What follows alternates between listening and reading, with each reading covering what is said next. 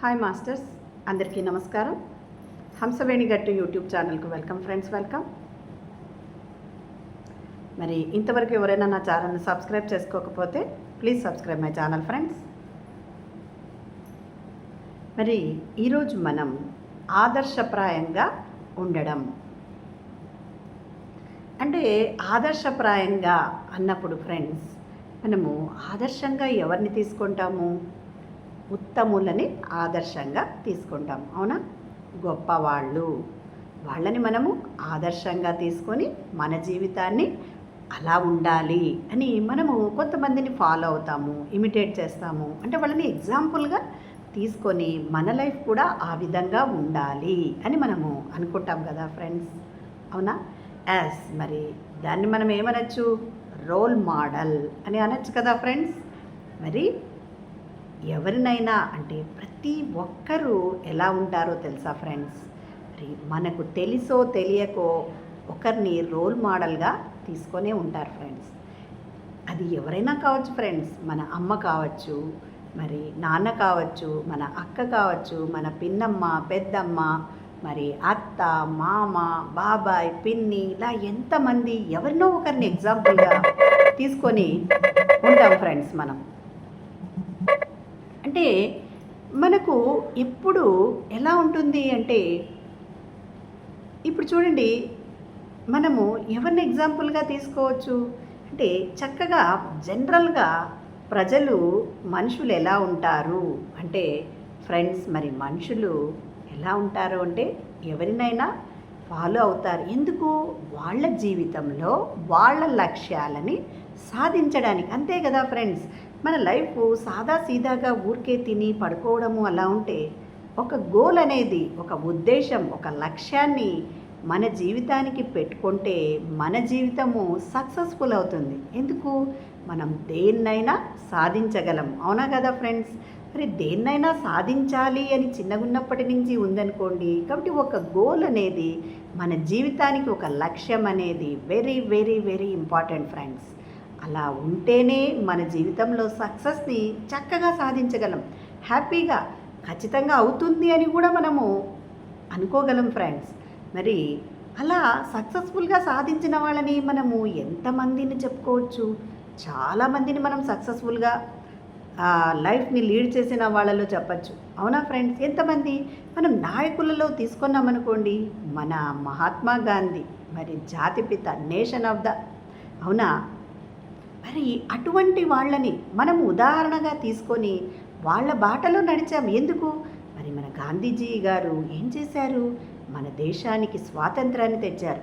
మరి అతను బాటలో అతను తీసుకున్నది మంచిది కాబట్టి, ప్రమాణంగా అతను చేసేది సరి అయిన పని కాబట్టి, అతను ఏదాన్నైతే అనుసరించాడో మనము దానినే అనుసరిస్తే చాలా బాగుంటుంది అన్న ఉద్దేశంతో మనము అతని బాటలో నడిచాము. కాబట్టి అతని బాటలో నడిచి మనం అతనికి సహాయం చేసాం. మరి గాంధీ తాత చక్కగా మనకు స్వాతంత్రాన్ని తెచ్చారు. మరి అలాగే అబ్దుల్ కలాంని చూడండి, మరి missile man of the India అని అంటారు. అతను ఏమన్నాడు? కలలు కనండి, సాకారం చేసుకోండి. మరి కలలు కనండి అని ఎందుకు అతను లైఫ్లో ఉపయోగించాడో తెలుసా మీకు?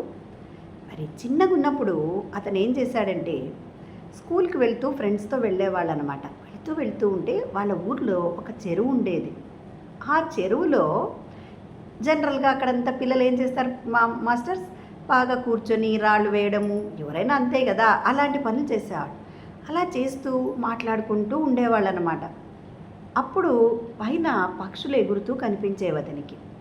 పక్షులు అవి వాటిని చూసి అతని మనసులో అనిపించింది, నేను కూడా ఇలా ఎగిరితే బాగుంటుంది కదా అని అనిపించింది. దానికోసం ఏం చేశాడు? మరి పెద్దగైనాక, వాళ్ళది చాలా పూర్ ఫ్యామిలీ, చాలా కష్టపడి చదువుకున్నాడు అతను. న్యూస్ పేపర్ కూడా వేశాడనమాట. అందుకు అమ్మా నాన్నకు సహాయం చేయడానికి. అంత పేదరికంలో ఉన్న తన చదువుని ఎక్కడా అశ్రద్ధ చేయలేదు. అలా అంటే అతని కళ ఏది? అతను జెట్ ఫైటర్ని డిజైన్ చేయాలి అనడం, అందుకని ఏం చేశాడు? మరి అందుకని కలలు కనండి, సాకారం చేసుకోండి అనే వర్డ్ ఎందుకు? ఎందుకు అతని లైఫ్లో ఉపయోగించాడు, ఎప్పుడు అందరికీ చెప్తున్నా అంటే అతను ఒక కలగన్నాడు ఆ జెట్ ఫ్లైట్ని డిజైన్ చేయాలి అని. మరి ఆ కళని సాకారం చేసుకున్నాడు కదా. మరి మెడ్రాస్ యూనివర్సిటీలో చక్కగా అతను అక్కడ ఆ జెట్ ఫైటర్ ని దానికి డిజైన్ చేశాడు ఫ్రెండ్స్. మరి అంటే ఒక లక్ష్యం పెట్టుకోవడం వల్ల లైఫ్లో ఒక గోల్ పెట్టుకోవడం వల్ల వాళ్ళు జీవితంలో అతను సక్సెస్ సాధించాడు. అందుకనే పిల్లలంటే కూడా చాలా ఇష్టం. ఎప్పుడు అతను చెప్పేది ఎక్కడ పోయిన స్పీచెస్లో కలలు కనండి, వాటిని సాకారం చేసుకోండి. ఎందుకంటే మన కళ మరి మనకి ఏదైనా ఒక కోరిక ఉందనుకోండి ఫ్రెండ్స్, దాన్ని మనం ఎప్పుడూ చక్కగా ఊహించుకుంటూ విజువలైజేషన్ చేస్తూ చక్కగా ధ్యానం చేసినామనుకోండి, అది మన జీవితంలో నెరవేరుతుంది, ఖచ్చితంగా నెరవేరుతుంది ఫ్రెండ్స్. ఎందుకు నెగిటివ్ థాట్ లేకుండా ఉంటే. కాబట్టి మనం రోల్ మోడల్గా, మనము ఆదర్శంగా, మనము ఇంకొకరిని ఎటువంటి వాళ్ళని ఫాలో అవుతాము అంటే వాళ్ళు ఉత్తములు, అంతే కదా. మరి ప్రతి ఒక్కరూ ఎవరో ఒకరిని ఆదర్శంగా తీసుకొని వాళ్ళ లైఫ్ని లీడ్ చేస్తారు. ఇక్కడ మనం చిన్నపిల్లల కోసం మాట్లాడితే ఫ్రెండ్స్, చక్కగా చిన్నపిల్లలు ఎలా ఉంటారంటే వాళ్లకు మనం ఇక్కడ రోల్ మోడల్గా, ఎగ్జాంపుల్గా ఒక చిన్న స్టోరీ తెలుసుకుందాం. అవునా? ఓకేనా? మరి ఒక అమ్మ నాన్న ఉంటారనమాట. వాళ్ళకు ఒక పాప ఉంటుంది. ఆ పాపని చక్కగా ఎంతో మంచి బుద్ధులు, అంటే మంచి నడవడికతో, మంచి అలవాట్లతో పెంచుంటారనమాట ఆ పాపను. ఆ పాప కూడా ఏం చేస్తుందంటే, ఒకరోజు వాళ్ళ స్కూల్ టీచర్ ఇంటికి వస్తాడనమాట. ఇంటికి వచ్చేసి ఏం చెప్తాడంటే, మీ పాపకు ఉత్తమ విద్యార్థి అవార్డు ఇచ్చాము, అందుకనే మీరు స్కూల్లోకి రావాలి అని చెప్తాడనమాట. అవునా, ఉత్తమ విద్యార్థి అనే బిరుదు తెచ్చుకునిందంటే మా అమ్మాయి అంత గొప్ప పని ఏం చేసింది అని వాళ్ళ అమ్మ నాన్న అడుగుతారు టీచర్ని. అడిగితే ఎంత చక్కగా చెప్తాడంటే, అది అంటే వాళ్ళ గ్రామంలో ఊరి చివర వాళ్ళ సందు అంటారు కదా, వాళ్ళ చివరిలో గుడిసెలు ఉంటాయన్నమాట. అవి ఒక 5-6 గుడిసెలు కాలిపోయి ఉంటాయి. ఆ 5-6 గుడిసెలు కాలిపోవడంతో వాళ్ళు ఏం చేశారంటే, ఆ 5-6 గుడిసెల వాళ్ళకు తినడానికి తిండి, బట్ట ఏదీ లేదు. ఏదీ లేకపోవడంతో చాలా ఇబ్బందులు పడుతూ ఉన్నారు అనే విషయాన్ని గమనించి ఆ పాప ఏం చేసిందంటే, లాస్ట్ పీరియడ్ స్కూల్లో అందరినీ పిలిచి ఏం చెప్పిందంటే, ఆ గుడిసెలో వాళ్లకు తినడానికి లేదు, బట్ట కట్టుకోవడానికి లేదు, చాలా కష్టంగా ఉన్నారు కదా. కాబట్టి మీ అమ్మ నాన్నని అడిగి మీరు బట్టలు కానీ, దుప్పట్లు కానీ, డబ్బు కానీ, లేదా ధాన్యము కానీ ఏదైనా ఇవ్వండి. మీకు ఇష్టమైతే మీరు ఈ పని చేయండి, నాతో చేతులు కలపండి, వాళ్లకు సహాయం చేద్దాము అని చెప్తుందనమాట ఆ పాప. చూడండి ఫ్రెండ్స్, ఎంత చక్కగా ఉంది కదా ఆ పాప ఆలోచన. అంటే మరి అటువంటివి అంటే అది విని, అంటే వాళ్ళు కూడా హెడ్ మాస్టర్కి చెప్తారనమాట అన్ని విషయాలు, అన్ని ధనము, అంటే డబ్బు, ఆ బట్టలు, ధాన్యము అంతా సేకరించి ఆ హెడ్ మాస్టర్కి ఇస్తారనమాట. హెడ్ మాస్టరు, టీచర్సు, పిల్లలు అంతా కలిసి ఆ గుడిసెల వాళ్ళందరికీ పంచి వస్తారనమాట. చూడండి ఆ పాప ఎలా ఉంది అంటే, ఇక్కడ మనం రోల్ మోడళ్ళు వేరే వాళ్ళని ఆదర్శంగా తీసుకుంటాము అని అంటున్నాం, కానీ మనము కూడా, అది ప్రకృతి సహజము, మనము కూడా ఇతరులకి రోల్ మోడల్గా ఉండొచ్చు. అంటే అలాంటి పనులు చేయొచ్చు. అంటే ఈ జీవితంలో, ఈ జీవితానికి అల్టిమేట్ ఏది అంటే మరి మానవ సేవే మాధవ సేవ. అంటే సేవ చేయడం అల్టిమేట్. ఈ జీవితానికి అంతకు మించినది ఏమీ లేదు ఫ్రెండ్స్.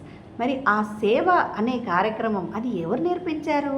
వాళ్ళ అమ్మా నాన్న. చిన్నగున్నప్పటి నుంచి వాళ్ళ అమ్మా నాన్న వాళ్ళు నేర్పించిన నడవడిక, వాళ్ళు నేర్పించిన మంచి అలవాట్లు, హ్యాబిట్స్, వాటన్నింటితో ఆ పాపలో ఎంత మంచి గుణం వచ్చింది, ఇతరులకు సహాయం చేయాలి. అవునా, మానవ సేవే మాధవ సేవ అన్నది వాళ్ళ అమ్మా నాన్న ఎక్స్ప్లెయిన్ చేయడము, అలా చేయడము, అవన్నీ చూసి కాబట్టి పిల్లలు చక్కగా అనుసరిస్తుంటారు ఫ్రెండ్స్. పెద్దలను అనుసరిస్తూనే ఉంటారు వాళ్ళు ఏం చేస్తున్నారు అనేది. కాబట్టి మనం కూడా అందుకనే వాళ్ళకు రోల్ మోడల్గా ఉండాలి ఎప్పుడు. అమ్మా నాన్న అనేవాళ్ళు మనల్ని చూసి పిల్లలు ప్రతి క్షణం మనం ఏం చేస్తున్నామో గమనిస్తూ ఉంటారు. మరి గమనిస్తూ ఉంటారు కాబట్టి మనం ఎలాంటి పనులు చేయాలి? మంచి పనులు మనం కూడా చేయాలి. నీతిగా నిజాయితీగా జీవిస్తూ ఇతరులకు సహాయం చేస్తూ పెద్దలను గౌరవిస్తూ నేర్పించాలి.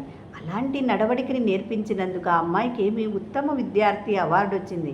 ఆ పాపని ఆ సార్ ఏమంటాడంటే, ఈ అమ్మాయి పెద్దగైనాక ఒక పెద్ద నాయకురాలవుతుంది, అందరికీ సేవ చేసి ఎంతో ఆదర్శంగా నిలబడుతుంది అని చెప్తారు ఫ్రెండ్స్. కాబట్టి ఎప్పుడూ మనము ఒకరు చక్కగా మన లైఫ్లో మనము ఒక డాక్టర్ కావాలనుకున్నా, ఒక ఇంజనీర్ కావాలనుకున్నా, మనము బిజినెస్ మ్యాన్ కావాలనుకున్నా, ఎవరినో ఒకరిని మనం ఆదర్శంగా తీసుకొని వాళ్ళలాగా మనం కూడా చక్కని గొప్ప స్థితిలో ఉండాలి అని కోరుకొని ఒక గోల్ని నిర్ణయించుకొని చిన్నగా ఉన్నప్పటి నుంచి పాటిస్తే మన లైఫ్ అంతా సక్సెస్సే ఫ్రెండ్స్. కాబట్టి చక్కగా రోల్ మోడల్ అలాగే మన గోల్ని మనము నిర్ణయించుకోవాలి. అప్పుడే మరి సక్సెస్ని సాధించగలం. అవునా కదా ఫ్రెండ్స్? మరి మనమందరము మన లైఫ్కి ఒక గోల్ పెట్టుకుందాం. మనం ఊరికే తిని పడుకోవడానికి వచ్చామా? లేదు. మనం ఎందుకు వచ్చాము? మన కోరికను నెరవేర్చుకోవడానికి, మన గోల్ని ఉద్దేశాన్ని మనము సాధించడానికి వచ్చాం కదా ఫ్రెండ్స్. మరి అలాగే మనం ఏం చేయాలి? రోజు ధ్యానం చేయాలి ఫ్రెండ్స్. ధ్యానం ఎలా చేయాలి? వేళ్ళలో వేళ్ళు పెట్టుకోవాలి, కళ్ళు రెండు సుతారంగా మూసుకోవాలి, మరి చక్కగా సుఖస్థిర ఆసనంలో కూర్చోవాలి.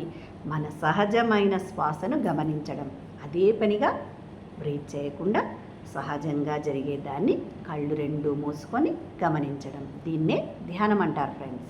మరి ధ్యానం ఎంతసేపు చేయాలి? మరి ధ్యానము చక్కగా అర్ధగంట, రోజుకు 2 సార్లు. అర్ధగంట అంటే మినిమం 1/2 అవర్ కూర్చుంటే కానీ మన ఆలోచనలు నిలబడవు కదా ఫ్రెండ్స్. కానీ ఎంతసేపు ధ్యానం చేయాలి? మన వయసు ఎంత ఉంటుందో అన్ని నిమిషాలు దినానికి, రోజుకి 2 సార్లు ధ్యానం చేయాలి friends. Thank you so much.